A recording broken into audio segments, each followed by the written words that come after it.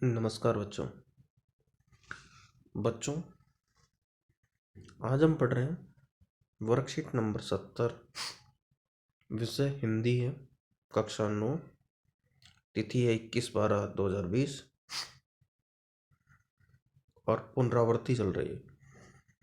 पाठ हमारा दूसरा, सिलेबस के अकॉर्डिंग ल्हासा की ओर। अभी इसका एक पहला गद्यांश पढ़ लेते हैं। तिब्बत की राजधानी ल्हासा की यात्रा पर निकलने इस पाठ के लेखक राहुल सांस्कृत्यन अपनी यात्रा के आखिरी पड़ाव में आगे बताते हैं। लास्ट स्टेज पे जाकर के वो क्या करें। तिब्बत की जमीन बहुत अधिक छोटे बड़े जागीरदारों में बटी है। कुछ बड़े जागीरदार हैं, कुछ छोटे जागीरदार हैं। इन जागीरों का बहुत ज्यादा हिस्सा मठों बिहारों के हाथ में है। अपनी अपनी जागीर में हर एक जागीरदार कुछ खेती खुद भी करता है, जिसके लिए मजदूर बेगार में मिल जाते हैं। खेती का इंतजाम देखने के लिए वहां कोई भिक्षु भेजा जाता है, जो जागीरदार के आदमियों के लिए राजा से कम नहीं होता। सेकर की खेती के प्रमुख भिक्षु नम से बड़े भद्र पुरुष थे। ये प्रश्न भी आएगा, सेकर की खेती के मुखिया कौन थे? तो वो भिक्षु है जो मठों में रहने वाले भीख मांगने वाले, उसका नाम है नमसे। बड़े भले पुरुष थे। भद्र का मतलब था भले पुरुष। बहुत प्रेम से मिले।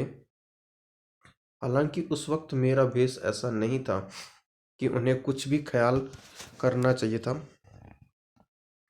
यहाँ एक अच्छा मंदिर था जिसमें कुंजर बुद्ध वचन अनुवाद, बुद्ध वचन एक पुस्तक है, उसका अनुवाद किया गया। उस पुस्तक का नाम है कुंजर की हस्तलिखित 103 पोथियां रखी हुई थी।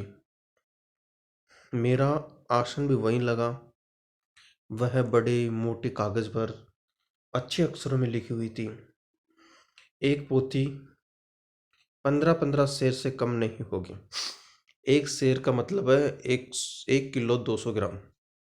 15 शेर का मतलब 15 किलो और 15 दूनी 30 यानी 18 किलो से कम वजन नहीं होगा। सुमति ने फिर आसपास अपने यजमानों के पास जाने के बारे में पूछा।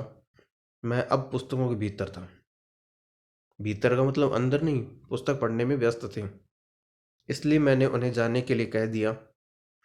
दूसरे दिन वह गई। मैंने समझा 2-3 दिन लगेंगे, लेकिन वह उसी दिन दोपहर बाद चले आए। तीडी गांव वहां से बहुत दूर नहीं था। हमने अपना अपना सामान पीठ पर उठाया और भिक्षु नमसे से विदाई लेकर चल पड़े।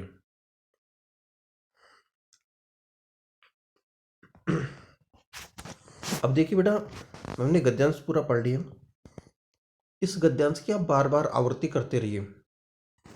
मेरे हिसाब से ये सबसे बेटर सिलेबस आपका, क्योंकि सीबीएसई में इस प्रकार के प्रश्न आपके 2 प्रश्न पूछे जाएंगे और दोनों में कम से कम आपके 15 नंबर है। तो आप इनमें से ही देखिए। अब हम करेंगे क्या, एक गद्यांश को किस प्रकार से पढ़ते हैं, पढ़ने के बाद उसके उत्तर कैसे देंगे। जागीरों में खेती का इंतजाम देखने के लिए किसे भेजा जाता था। अब देखिए इसका उत्तर कहाँ है। सेम लाइन ने उसको ढूंढने की कोशिश की। जागीरों में खेती देखने का इंतजाम। अब देखिए, खेती का इंतजाम देखने के लिए वहां कोई भिक्षु भेजा जाता था। प्रश्न पूछा किसे भेजा जाता था, तो हम उत्तर देंगे भिक्षु को। और पूरी लाइन अगर आपको मिल जाती है तो पूरी लाइन का आप उत्तर में देंगे। सेकंड क्वेश्चन आपका, सेकर की खेती के प्रमुख भिक्षु का नाम था। वो भद्र पुरुष थे और नम से उसका नाम था, लेकिन हम पूरे सेंटेंस के साथ लिखेंगे। तो पूरा सेंटेंस इसमें चेक कर लीजिए कहाँ है। सेकर की खेती,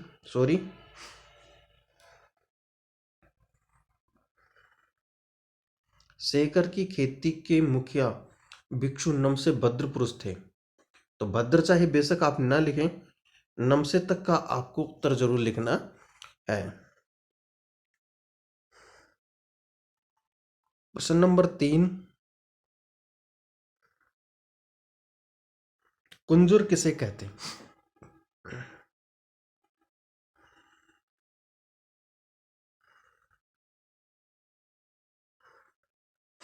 कुंजुर एक मंदिर है।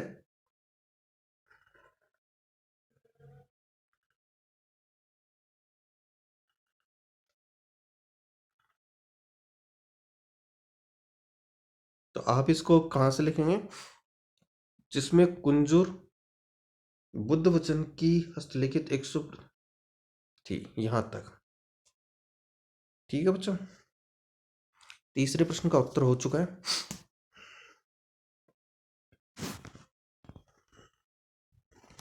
लेखक ने इस बार सुमति को अपने यजमानों के पास जाने के लिए क्यों कह दिया? क्योंकि वो 103 पुस्तक थी उनको पढ़ने में व्यस्त थे।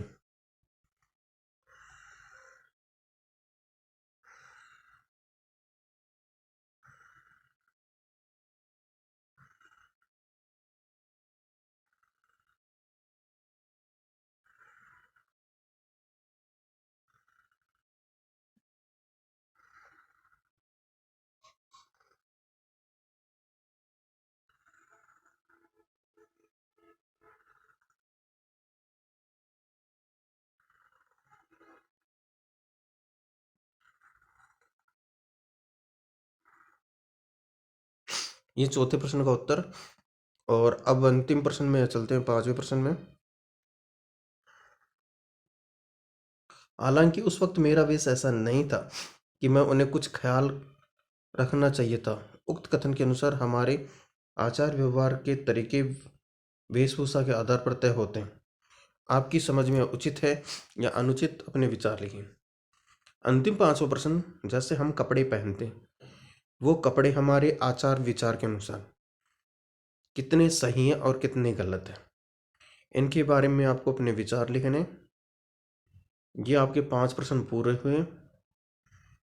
और कोविड के संदर्भ में आपका एक संदेश है, नियमित रूप से अपने हाथों को साबुन और पानी से धोते रहें।